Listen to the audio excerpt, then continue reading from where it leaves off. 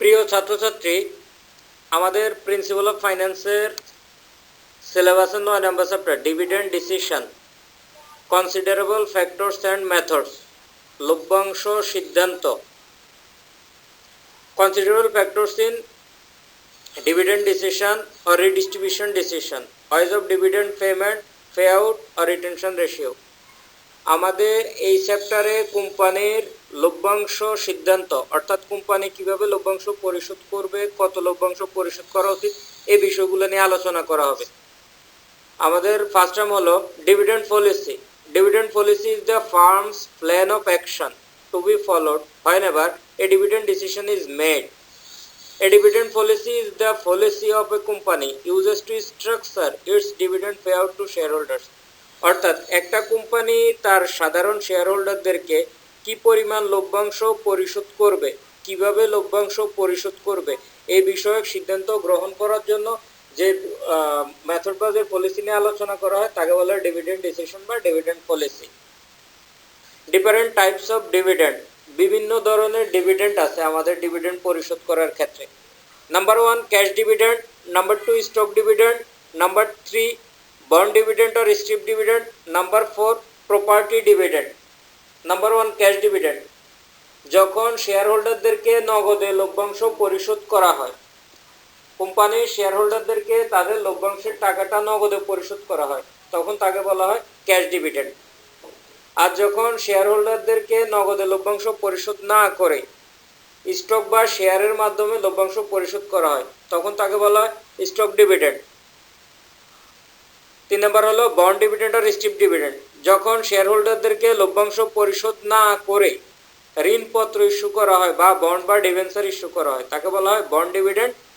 আর সর্বশেষ হলো property dividend. Property dividend হলো this is a case when a company pays dividend in the form of assets or other than cash, অর্থাৎ নগদ ছাড়া যখন অন্য কোনো সম্পত্তির মাধ্যমে পরিশোধ করবে তখন তাকে বলা হবে property dividend. Procedural aspects of paying ডিভিডেন্ডস, লভ্যাংশ পরিশোধ করার যে পদ্ধতি। নাম্বার 1 ডিক্লারেশন ডেট, মূলত দি decision to pay dividend রেস্টস in the hand of the board of directors of A corporation বা কোম্পানি। একটা কোম্পানির বোর্ড অফ ডিরেক্টর সিদ্ধান্ত নেয় লভ্যাংশ পরিশোধ করার জন্য, তখন তারা কিছু প্রসিডিউর মেনটেন করে। Number 1 declaration date. Declaration date is that date when the board of directors announce the amount and date of the next dividend, অর্থাৎ যখন একটা কোম্পানির বোর্ড অফ ডিরেক্টর সিদ্ধান্ত নেয় কবে লভ্যাংশ পরিশোধ করবে, কত টাকা করে লভ্যাংশ পরিশোধ করবে, কিভাবে পরিশোধ করবে, এটা হলো declaration date. Record date, record date is the date set by the board of directors when a dividend is declared on which an investor must be a shareholder of record to be entitled to the upcoming dividend. Number 3 ex dividend date.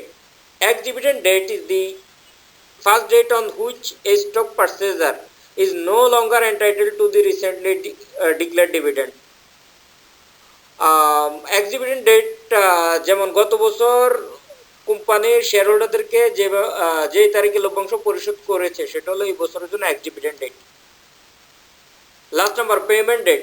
Payment date is the date when the corporation actually pays the dividend, pays the declared dividend, অর্থাৎ প্রকৃতপক্ষে যেই দিন বা যেই তারিখে লভ্যাংশ পরিশোধ করা হবে ওটা হলো payment date. Different types of dividend policy আর ক্লাসিফিকেশন অফ ডিভিডেন্ড পলিসি, বিভিন্ন ডিভিডেন্ড পে করার ক্ষেত্রে বিভিন্ন ধরনের পলিসি আছে, এগুলোকে বলা হয় different types of dividend policy.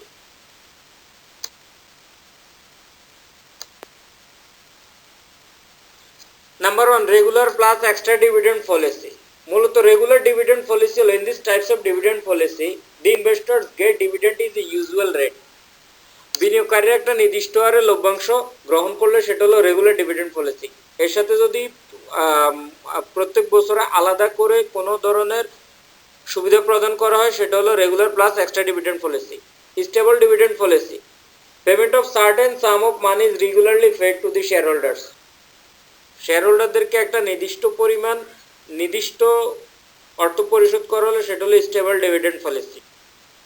constant dividend policy. Here reserve fund is created to pay fixed amount to dividend.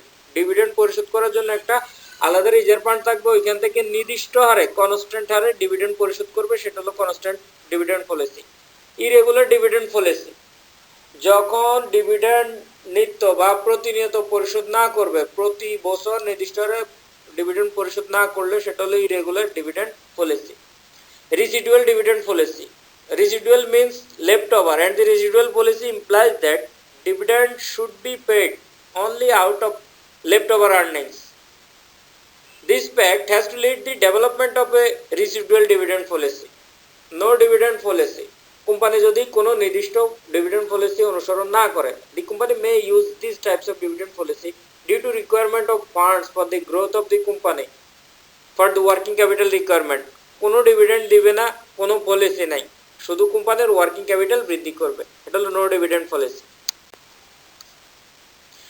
Effects of non declaration of dividend, যদি লভ্যাংশ ঘোষণা না করে বা পরিশোধ না করে তাহলে কি ঘটনা ঘটবে? Sometimes a company take decision for non declaration of dividend, as a result decrease in share price. The investors invest their money in share of a company with the expectation of obtaining dividend. কোম্পানিতে share হোল্ডাররা বিনিয়োগ করে মূলত কিছু লভ্যাংশ পাবার আশায়। যদি লভ্যাংশ না পায় তাহলে ওই শেয়ারের প্রাইস মার্কেটে স্টেবল থাকবে না। লস অফ গুডউইল, কোম্পানির সুনাম নষ্ট হবে। The goodwill of the firm will be lost due to non declaration of dividend. Difficulties in external financing, বাহ্যিক কোনো উৎস থেকে অর্থ সংগ্রহ করা সম্ভব হবে না, কারণ কেউ টাকা দেবে না, বলবে যে এখানে কোনো ডিভিডেন্ড দেওয়া হয় না। If the regular dividend is not paid, the prospective investors will not be interested to be invest in the company. Issue of share and debenture at discount, share এবং ডিবেঞ্চারের দাম কমে যাবে, ডিসকাউন্ট ইস্যু করতে হবে।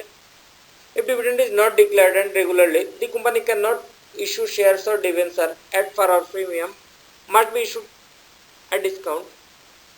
Increase of internal fund, অভ্যন্তরীণ উৎস থেকে অর্থ সংগ্রহ করতে হবে, এটা বাড়াতে হবে। ইন্টারনাল ফান্ড থেকে অর্থ ইনক্রিজ করলে ট্যাক্স প্রবলেম আছে। 6 নম্বরে ডিসস্যাটিসফ্যাকশন অফ দি শেয়ার হোল্ডার্সরা আনস্যাটিসফাইড থাকবে। If dividend is not declared, the share holders will be dissatisfied because they have invested their money with the expectation of obtaining dividend. Dividend decision and may dividend be paid from capital, মূলধন থেকে কি dividend দেওয়া উচিত? Dividend decision consists of two important concepts which are based on the relationship between dividend decision and value of the firm. মূলত দুইটা বিষয়ের উপর লভ্যাংশ সিদ্ধান্ত এবং ফার্মের মূল্য নির্ধারণ করে। It determines the amount of profit to be distributed among shareholders and amount of the profit to be treated as retained earnings. Share হোল্ডারদের মধ্যে হয় আয়টা বন্টন করবে অথবা রিটেন আর্নিংস হিসেবে সংরক্ষিত আয় রেখে দেবে। According to the rules of company act 1994, 1994 সালের কোম্পানি আইন অনুযায়ী dividend could not be paid from any source of than profit of that year or undistributed profit of another year. ওই নির্দিষ্ট বছরের লভ্যাংশ ছাড়া অন্য কোথাও হতে লভ্যাংশ প্রদান করা যাবে না। অর্থাৎ ওই নির্দিষ্ট বছরে যে আয় বিবরণীতে যে লাভ হবে ওই লাভ থেকে লভ্যাংশ দিতে পারবে, কোনো সংরক্ষিত আয়, কোনো ক্যাপিটাল, কোনো কিছু থেকে ডিভিডেন্ড দেওয়া যাবে না। Factors affecting dividend policy are influential factors of dividend policy are considerable elements of dividend policy. লভ্যাংশ সিদ্ধান্তের ক্ষেত্রে কোন কোন বিষয়গুলো প্রভাব বিস্তার করে, অর্থাৎ লভ্যাংশ সিদ্ধান্তের ক্ষেত্রে কোন কোন প্রভাবগুলো লভ্যাংশ সিদ্ধান্ত গ্রহণের ক্ষেত্রে ইনফ্লুয়েন্স করে। নাম্বার 1, এগুলোকে মূলত দুই ভাগে ভাগ করা যায়। এক্সটার্নাল ফ্যাক্টরস আছে কিছু, ইন্টারনাল ফ্যাক্টরস আছে কিছু। আমরা টোটাল যদি বলতে যাই, 1 নাম্বার হলো শেয়ার হোল্ডার্স এক্সপেকটেশন, ওয়ান্টস মোর ডিভিডেন্ড। শেয়ার হোল্ডাররা কি চায়? বেশি লভ্যাংশ, ক্যাশ ডিভিডেন্ড। তাহলে শেয়ার হোল্ডাররা কি ধরনের প্রত্যাশা করে কোম্পানি থেকে, তার উপর ডিভিডেন্ড ডিসিশন ডিপেন্ড করবে। Legal requirements, legal stipulation do not require a dividend declaration but they specify the conditions under which dividends must be paid. আইনগত কিছু বাধ্যবাধকতা বা শর্ত আছে, যেমন capital impairment rule, cash dividend আর bonus share, unearned income, insolvency, dividend declared, etcetera. Number 3, liquidity and working capital position of the firm. প্রতিষ্ঠানের liquidity কি পরিমাণ আছে, কোম্পানির ওয়ার্কিং ক্যাপিটাল কি পরিমাণ আছে। যদি পর্যাপ্ত লিকুইডিটি থাকে তাহলে ক্যাশ ডিভিডেন্ড দিতে কোম্পানির কোনো সমস্যা নেই। অ্যাভেলেবিলিটি অফ ফান্ডস, যে কোনো সময় কোম্পানি চাইলে মূলধন সংগ্রহ করতে পারবে কিনা বা ফান্ড ক্রিয়েট করতে পারবে কিনা, তহবিল সংগ্রহ করতে পারবে কিনা তার উপর ডিপেন্ড করে। ট্যাক্স পলিসি, সরকারের কর নীতি বা কর ধার্য নীতির উপর ডিপেন্ড করে ডিভিডেন্ড ডিক্লেয়ার করা হয়। The dividend policy of a firm may be dictated by the income tax status of the shareholders. Inflation is another factor to affect the firm dividend decision.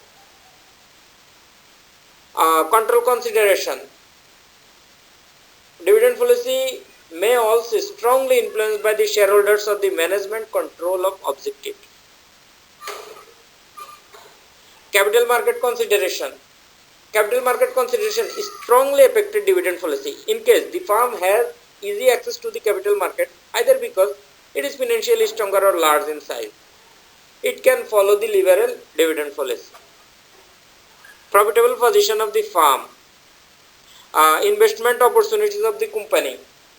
If there is investment opportunity, the company can pay low cash dividend and retain more earnings for financial solvency and growth of the company. Profitable position of the firm. A firm is profitable, it's influenced the dividend policy, capital gains, dividends, cautions, reduced indications, financial needs, income, etc. Source of finance.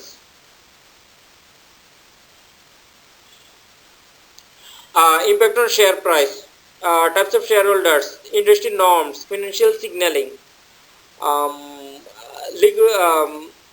nature of earnings, desire to retain control of management, or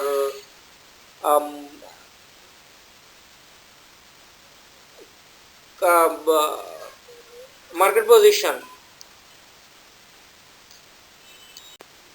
Which dividend policy is the best? কোন dividend পলিসিটা সর্বোত্তম?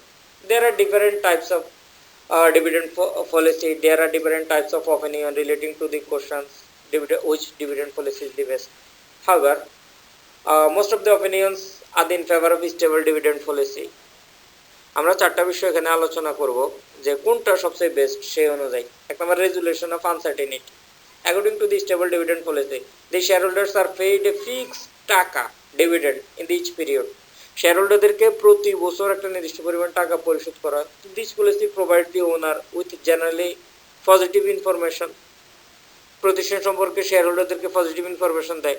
Desire for current income. There are so many shareholders who lead their lives with the dividend income. কিছু মানুষ আছে এই কোম্পানির শেয়ারের dividend দিয়ে তাদের পরিবার পরিচালনা করে। তার দে লাইক মোস্ট দি স্টেবল ডিভিডেন্ড পলিসি। তারা স্টেবল ডিভিডেন্ড পলিসি বেশি পছন্দ করবে। Institutional investments requirement. Any company or any institute can purchase share of a company. For example, ICB purchase share different companies because they want to obtain a certain of fixed amount. একটা নির্দিষ্ট পরিমাণ লভ্যাংশ প্রত্যাশা করবে। Raising additional finance. The stable dividend policy plays an important role to raising additional finance. তো আমরা এই আলোচনা থেকে বলতে পারি যে stable dividend policy হলো সবচেয়ে best. Different types of dividend model. আমাদের এই চ্যাপ্টারে থিওরিটিক্যাল কিছু টার্মস আছে, গাণিতিক কিছু টার্মস আছে। গাণিতিক টার্মসগুলোর মধ্যে আমরা এই তিনটা টার্মস নিয়ে কথা বলবো। এখানে ডিভিডেন্ড ইরিলেভেন্স মডেল নিয়ে কিছু অ্যানালাইসিস আলোচনা করছে, আর ডিভিডেন্ড রিলেভেন্স মডেল নিয়ে কথা বলছে। রিলেভেন্স মডেল নিয়ে কথা বলছে ওয়াল্টার এবং গর্ডন, ইরিলেভেন্স নিয়ে কথা বলছে মডিগ্লিয়ানি অ্যান্ড মিলার। তাহলে আমরা এই তিনটা মডেল অনুযায়ী আলোচনা করব পরবর্তী ক্লাসে। মডিগ্লিয়ানি অ্যান্ড মিলের উপর আলোচনা আছে, ওয়াল্টার এবং গর্ডনের উপর আলোচনা আছে। আজ এই পর্যন্ত থাকুক, সবাই ভালো থাকবে, আল্লাহ হাফেজ।